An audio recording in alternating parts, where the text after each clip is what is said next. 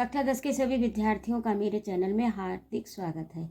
आज मैं उपस्थित हूँ आपकी संस्कृति गद्य भारती का 10वां पाठा लोकमान्य तिलक लेकर, और इसका आज तीसरा अंक है। 2 अंक आपको मेरे इसी चैनल पर प्लेलिस्ट के अंतर्गत प्राप्त हो जाएंगे। मैंने इस पाठ के 3 भाग किए हैं, 2 भाग हो चुके हैं, आज तीसरा है।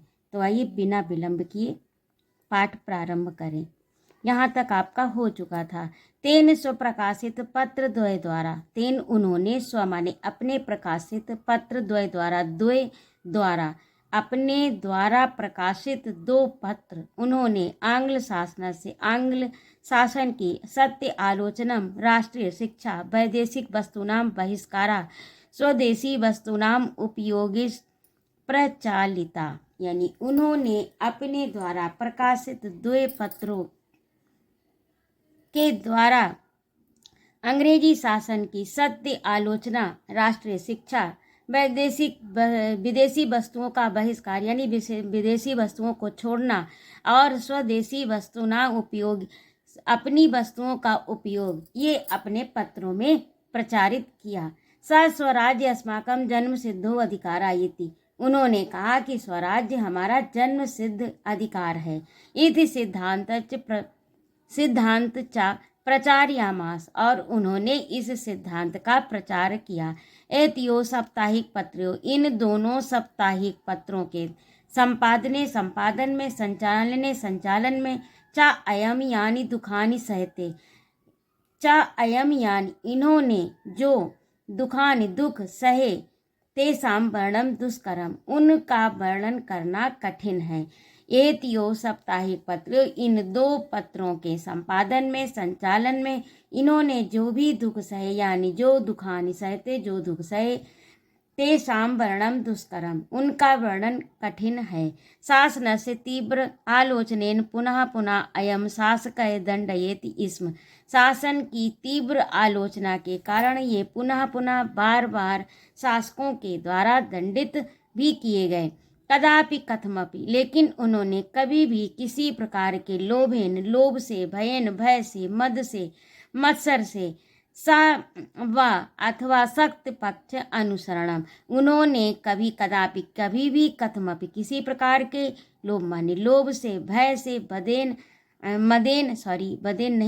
मद से अथवा मत्सर के कारण, इन अवगुणों के कारण कभी भी उन्होंने, यानी इन बातों, किसी की लोभ में नहीं आए, किसी से भयभीत नहीं हुए, उनको कभी मद नहीं हुआ, कभी मत्सर आदि के कारण सत पक्ष से, सही पक्ष का अनुसरण, यानी सत्य के पक्ष का अनुसरण ना त्यजति, उन्होंने नहीं छोड़ा। इनके लोभ में आकर उन्होंने सत्य के पक्ष का अनुसरण कभी भी नहीं त्यागा।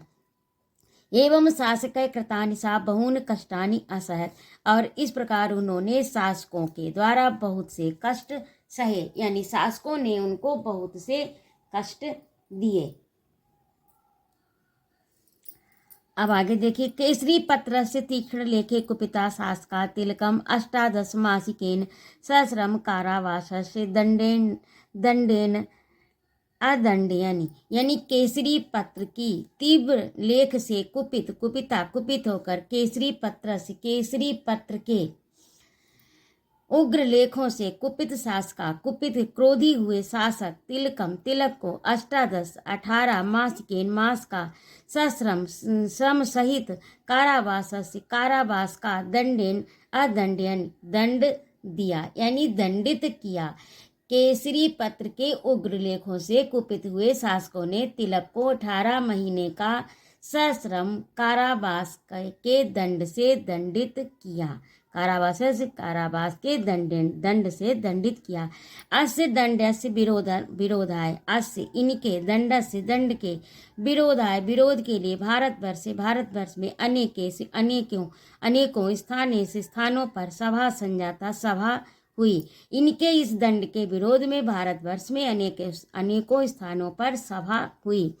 देशस्य सम्मान्य, यानी देश के सम्मानित पुरुष है, पुरुषों के द्वारा लोकमानस लोकमान की मुक्ति के लिए बहूनि बहुत से प्रार्थना पत्र प्रेषितानि भेजे गए। यानी देश के सम्मानित महापुरुषों के द्वारा लोकमान्य की मुक्ति के लिए बहुत से प्रार्थना पत्र भेजे गए। अयम सर्व प्रयासा विफलो जाता, लेकिन यह सब प्रयास विफल रहे। शासक ने पुनः 1908 ख्रीटाब्दे तिलक महोदय राजद्रोहस्य अपराधे दंडितम कृतवान। शासक ने पुनः 1908 ईस्वी को तिलक महोदय को राजद्रोह के अपराध में दंडित किया। 6 वर्षेभ्यः 6 वर्षों के लिए दंडित सह दीप निर्वासनम दंडम। 6 वर्षों के लिए दंडित वे भारत द्वीप के निर्वासन दंड को भोगने के लिए बर्मा देश के मांडले कारागार, ये कारागार का नाम है, मांडले कारागार में कठिन कष्टों को सहते हुए भोगने के लिए कष्टों को सहते हुए सोढ़वा न्यायात पथो ना विचलात, लेकिन वे जो थे न्याय से के पथ से विचलित नहीं हुए। यानी वो 6 वर्ष के लिए दंडित दीप निर्वासन दंड से दंडित बर्मा देश की मांडले कारागार में कठोर कष्टों को सहने के लिए भेज दिए गए। यानी वहां पर भेज दिए गए और वो सहते हुए न्याय से विचलित नहीं हुए। यानी दी से सहकर भी सोढ़वा का अर्थ होता है सहकर, कठोर कष्टों को सहकर न्याय के पथ से न विचलित नहीं हुए। आगे देखिए, अत्रैव निर्वासन काले तेन विश्व प्रसिद्धम गीता रहस्यम नाम गीता या कर्म योगा प्रतिपादकम नवीनम भाष्यम रचितम। और यहाँ पर इन्होंने निर्वासन काल में, यानी उस समय निर्वासन अपने देश से बाहर थे ना, इसीलिए निर्वासन काल में उन्होंने विश्व प्रसिद्ध गीता रहस्य नाम गीता कर्मयोग प्रतिपादन नवीन भाष्यम रचितम। और उन्होंने यहाँ निर्वासन काल में विश्व प्रसिद्ध गीता रहस्य नामक गीता के कर्मयोग का प्रतिपादन करने वाले नवीन भाष्य को लिखा। कर्मसु कौशलम एव कर्मयोगा, कर्म की कुशलता ही कर्मयोग है। गीता तम एव कर्मयोगम प्रतिपादयति, गीता इस कर्मयोग को ही प्रतिपादित करती है। गीता इसी कर्मयोग को प्रतिपादित करती है। अतः सर्वे जना कर्मयोगिना ईशु, अतः सभी लोग कर्मयोगी हों। इति तेन उपदिष्टम, ऐसा उन्होंने सबको उपदेश दिया। कारागार से विमुक्त होकर यानी मुक्त होकर देशवासिनी अभिनंदिता, इन्होंने देशवासियों का अभिनंदन किया। तदंतरम उसके बाद होम रूल सत्याग्रह सम्मिलितवान, इसके बाद वे होम रूल सत्याग्रह में सम्मिलित हो गए। इत्थम पुनः सा देश सेवायाम संलग्नो अभूत, और इसके बाद वे पुनः देश सेवा में लग गए। गीता रहस्यम वेद काल निर्णय आर्याणाम मूलवास स्थानम इत्तानि पुस्तकानि तस्या अध्ययनस्य गांभीर्य प्रतिपादयन्ति। और गीता रहस्य वेद काल निर्णय आर्याणाम मूल स्थानम, ये इनकी 3 पुस्तकें, इन 3 पुस्तकों को इन्होंने ये इनकी 3 पुस्तकें उनके अध्ययन की गंभीरता को प्रतिपादित करती हैं। यानी गीता रहस्य वेद काल निर्णय आर्यों का मूल स्थान, ये 3 पुस्तकें उनके अध्ययन की गंभीरता को प्रतिपादित करती हैं। देशो उद्धारकम अग्रणीय स्वराष्ट्रयान के यानेकानि क्लेशानि सहमान लोकमान्य सप्त अत्यधिक 1900 विक्रमदे 1977। यानी देश के उद्धारकों में अग्रणीय स्वराष्ट्र अनेकान क्लेशान, अपने राष्ट्र को, यानी देश के उद्धारकों में अग्रणीय यानी आगे अपने राष्ट्र के लिए अनेकों कष्टों को सहते हुए लोकमान्य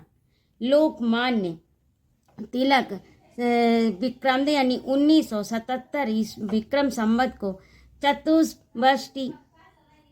चतुष्षष्टि वर्ष अवस्थायाम अगस्त मासस्य प्रथम दिनांके नश्वरम शरीरम परित्यज्य दिवम अगच्छति, यानी 1977 में 64 वर्ष की चतुष्वर्ष यानी 60 और 4 64 वर्ष की अवस्था में अगस्त मास के प्रथम दिनांक के पहली तारीख को इस नश्वर शरीर को परित्यज्य छोड़कर दिवंगत हो गए। एवं कर्तव्यनिष्ठो निर्भया वे कर्तव्यनिष्ठ निर्भय तपस्वी कल्पो यानी तपस्वी के समान जीवन जीते हुए महापुरुषों। आप फिर से इसे एक बार देख लीजिए कि अपने इस प्रकार से कर्तव्यनिष्ठ निर्भय तपस्वी तुल्य महापुरुष लोकमान्य तिलक ने भारत देश के उद्धार के लिए यद करोति जो किया तत् वह उनका वृत्तांत स्वर्णाक्षरम लिखितम सोने के अक्षरों में लिखित भारत से स्वतंत्र इतिहास भारत की स्वतंत्रता के इतिहास में सदैव सोने के अक्षरों में लिखा हुआ प्रकाशित रहेगा। यानी इस कर्तव्यनिष्ठ निर्भय और तपस्वी तुल्य महापुरुष लोकमान्य तिलक ने भारत के उद्धार के लिए जो भी कर्म किया, जो भी कार्य किए, वे सब वह उनका वृतांत सोने के अक्षरों में भारत के इतिहास में लिखा हुआ सदैव प्रकाशित रहेगा। के नापि किसी ने कभी नाम उक्तम किसी कवि ने सही कहा, सूक्तम अच्छी उक्ति कही है। दानाय लक्ष्मी दान के लिए लक्ष्मी, सुकृताय विद्या और अच्छे कर्मों के लिए विद्या, चिंता परेशान और परेशान दूसरों के लिए, चिंता दूसरों के लिए, सुख वर्धनाय सुख का वर्धन के लिए यानी चिंता दूसरों के सुख वर्धन के लिए, परावबोधाय दूसरों को जगाने के लिए, बोधित करने के लिए यानी प्रबोधित करने के लिए, बचांसी यस्य बचांस जिसके वचन है दूसरों को जगाने के लिए, वंदिस्त्रिलोकी तिलकासाय वह तिलक तीनों लोक में वंदनीय है। यानी जिनकी लक्ष्मी दान के लिए है, विद्या अच्छे कार्य के लिए है, चिंता दूसरों का सुख बढ़ाने के लिए है और वचन दूसरों को बोध कराने के लिए यानी जगाने के लिए है। ऐसे तिलक तीनों लोकों में वंदनीय है यानी वंदित है। तो इस प्रकार से ये आपका पाठ आज समाप्त हुआ, इसका तीसरा अंक। तो इस तरह से आपका पाठ 3 अंकों में विभाजित है, जो आपको मेरे इसी चैनल पर प्लेलिस्ट के अंतर्गत प्राप्त हो जाएगा। इसका लिंक मैं इसी के साथ दे दूंगी, तो आप इसे देख लेना। और नीचे आपके शब्दार्थ हैं, इन्हें आप पढ़िए और इनको याद करिए, जिससे आपका शब्दकोश पढ़े और आपको पाठ समझने में आसानी रहे। उम्मीद है आपको समझ में आया होगा। यदि ना आया हो तो इसको 2-3 बार जब सुनेंगे तो समझ में आ जाएगा। यदि आपको मेरा पढ़ाना अच्छा लगता हो तो कृपया मेरे चैनल को सब्सक्राइब करें, लाइक और कमेंट करें तथा अपने मित्रों में शेयर भी करें। सुनने के लिए बहुत बहुत धन्यवाद। अगले अंक में मैं शीघ्र उपस्थित होती हूँ आपका 11वां पाठ लेकर।